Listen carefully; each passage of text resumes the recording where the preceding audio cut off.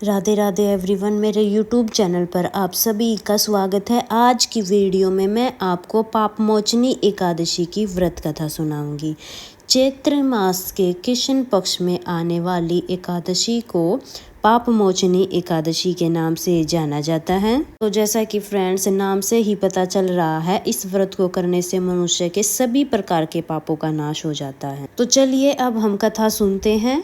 व्रत कथा सुनने के लिए एक लोटा जल ले लेंगे और अपने हाथ में तिल के दाने और फूल ले लेंगे। अब हम व्रत कथा शुरू करते हैं। अर्जुन बोला, हे मधुसूदन, मैं जो एकादशी के व्रतों की कथा सुन रहा हूँ, तो अन्य एकादशियों के व्रत की कथा सुनने की मेरी उत्सुकता बढ़ती जा रही है। हे कृष्ण, अब आप कृपा करके आप मुझे चैत्र मास के कृष्ण पक्ष में आने वाली एकादशी के विषय में बताएं। इस एकादशी का क्या नाम है, इसमें कौन से देवता की पूजा की जाती है और इसका व्रत करने की क्या विधि है। हे गोपाल, यह सब मुझे विस्तार पूर्वक बताने की कृपा करें। श्री कृष्ण भगवान बोले, हे पांडुनंदन, एक समय यही प्रश्न पृथ्वीपतिमान दाता ने लोमेश ऋषि से किया था। जो कुछ भी लोमेश ऋषि ने मानधाता को बताया वही मैं तुम्हें बताता हूँ। धर्म के रहस्यों के ज्ञाता राजा मानधाता ने लोमेश ऋषि से पूछा, हे महर्षि, मनुष्यों के पापों का मोचन करने के लिए कौन सा व्रत करना चाहिए? कौन सा सरल उपाय है जिसे करने से मनुष्य के सभी प्रकार के पापों का नाश हो जाता है? लोमेश ऋषि बोले, हे राजन, चैत्र मास के कृष्ण पक्ष की एकादशी का नाम पाप मोचनी है। इस व्रत को करने से मनुष्य के अनेक प्रकार के पापों का नाश हो जाता है। मैं तुम्हें इसकी कथा सुनाता हूँ, ध्यान पूर्वक सुनो। प्राचीन काल में चैत्रत नाम का एक वन था। उसमें अप्सराएं किन्नरों के साथ विहार करती थी। वहाँ हर समय बसंत रहता था, अर्थात उस जगह में सदैव प्रत्येक तरह के पुष्प खिले रहते थे। कभी गंधर्व कन्याएं विहार करती थी तो कभी इंद्र और अन्य देवता क्रीड़ा किया करते थे। उसी वन में मेधावी नाम का एक ऋषि तपस्या कर रहा था। वे शिव भक्त थे। एक दिन मंजू घोषा नाम की अप्सरा ने उनको मोहित कर उनकी निकटता का लाभ उठाने की कोशिश की। इसके लिए वह कुछ दूरी पर जाकर बैठ गए और मधुर स्वर में वीणा बजाने लगे। उसी समय कामदेव भी शिव भक्त उस मुनि को जीतने का प्रयास करने लगे। कामदेव ने उस सुंदर अप्सरा की भ्रुकुटी को धनुष बनाया, कटाक्ष को उसकी प्रचंड डोरी बनाया और उसके नेत्रों को मंजू घोषा अप्सराओं का सेनापति बनाया। इस तरह से कामदेव ने शत्रु भक्त को जीतने का प्रयास किया। उस समय में धावी मुनि भी हष्टपुष्ट थे। वह यज्ञोपवी तथा दंड धारण कर रखा था। वह दूसरे कामदेव के समान ही प्रतीत हो रहे थे। उस मुनि को देखकर कामदेव के वश में हुई मंजू घोषा ने धीरे धीरे मधुर वाणी से वीणा बजाना शुरू किया। तो मेधावी मुनि भी मंजू घोषा के मधुर गाने पर और उसके सौंदर्य पर मोहित हो गया। वह अप्सरा मेधावी मुनि को कामदेव से पीड़ित जानकर उनसे आलिंगन करने लगी।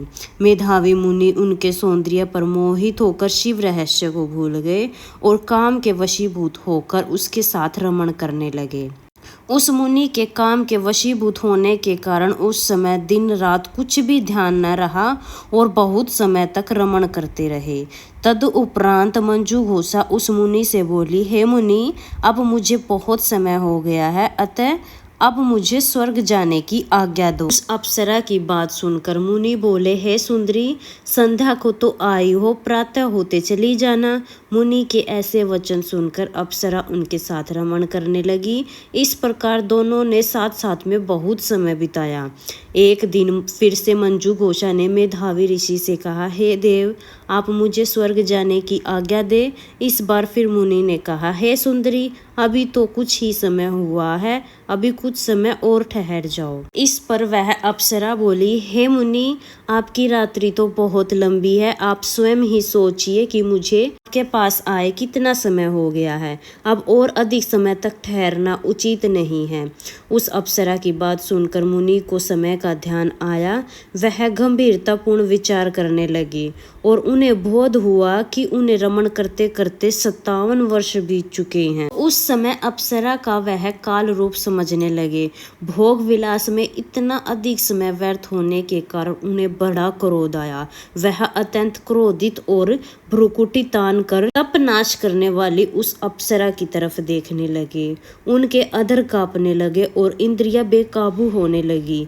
क्रोध से थरथराते स्वर में वह अप्सरा से बोले, अरे दुष्ट, तू मेरे तप को नष्ट करने वाली, तू महान पापनी और दुराचारी है। तुझे धिक्कार है, अब तू मेरे शाप के कारण पिशाच योनि में जाएगी। मुनि द्वारा दिए गए शाप के कारण वह पिशाच हो गई। फिर व्यथी होकर वह बोली, हे मुनि, अब आप मुझ पर क्रोध त्याग कर प्रसन्न होइए और कृपा करके यह बताइए कि इस श्राप का निवारण किस प्रकार से होगा। विद्वानों ने कहा है कि साधुओं की संगत अच्छा फल देने वाली है, इसलिए आपके साथ तो मैंने बहुत वर्ष व्यतीत किए हैं।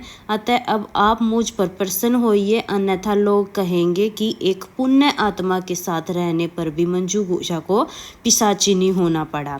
मंजू घोषा की बात सुनकर मेधावी मुनि को अपने क्रोध पर ग्लानि हुई और अब वह कीर्ति का भय मानने लगी। अतः पिशाचिनी बनी मंजू घोषा से उन्होंने कहा, तूने मेरा बड़ा बुरा किया है, परंतु फिर भी मैं तुम्हें इस श्राप से छूटने का उपाय बताता हूँ।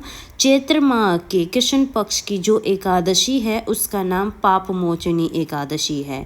उस एकादशी का व्रत करने से तुम पिशाच योनि से देह को छोड़ दोगी।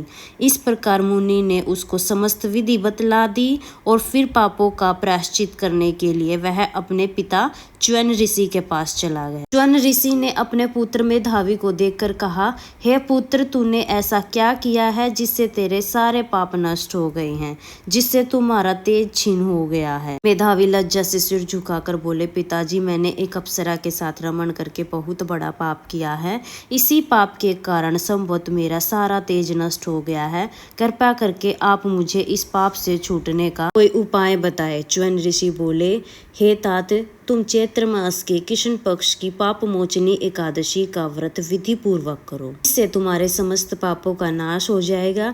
पिता के वचन सुनकर मेधावी ऋषि ने पाप मोचनी एकादशी का विधि पूर्वक उपवास किया। उसके प्रभाव से उनके समस्त पापों का नाश हो गया। मंजू घोषा अप्सरा भी पाप मोचनी एकादशी का व्रत करके पिशाच योनि से देह को छूट गई और सुंदर शरीर धारण करके स्वर्ग को चलेगी। लोमेश ऋषि बोले, हे राजन, इस पाप मोचनी एकादशी के प्रभाव से सब प्रकार के पापों का नाश हो जाता है। इस एकादशी की कथा को पढ़ने और सुनने वाले, आगमन करने वाले सभी तरह के पाप नष्ट हो जाते हैं और अंत में स्वर्गलोक की प्राप्ति होती है। तो फ्रेंड्स, ये थी पाप मोचनी एकादशी की व्रत कथा सुनने के बाद जो भी हमने हाथ में तिल लिए हैं, फूल लिए हैं, वो हम विष्णु भगवान के चरणों में समर्पित कर देंगे, थोड़े से जल के लोटे में डाल देंगे। तो फ्रेंड्स, इस तरह से जो हमारी पाप मोचनी एकादशी की व्रत कथा पूर्ण हो जाए। जल का लोटा है वो फिर हम सूर्य देवता को अर्घ दे देते हैं। फ्रेंड्स, अगर आप पाप मोचनी एकादशी का व्रत नहीं करते हैं तो कोई बात नहीं, आप व्रत कथा जरूर सुने। मोचनी एकादशी की व्रत कथा सुनने से अनेक पापों का नाश होता है, तो आप ये व्रत कथा जरूर सुने। कथा आपको कैसी लगी कमेंट करके जरूर बताना। वीडियो पसंद आई हो तो वीडियो को लाइक कर देना और अगर आप मेरे चैनल पर नए हैं तो मेरे चैनल को सब्सक्राइब कर लेना। हिंदू धर्म के सभी तीज त्योहार पूजा पाठ की वीडियोस आपको मेरे चैनल पर मिलेंगी, तो आप मेरे चैनल को सब्सक्राइब कर लेना ताकि आने वाली वीडियोस का नोटिफिकेशन आपको मिलता रहे। मिलेंगे किसी और नई वीडियो में, तब तक के लिए जय हरि विष्णु, राधे राधे।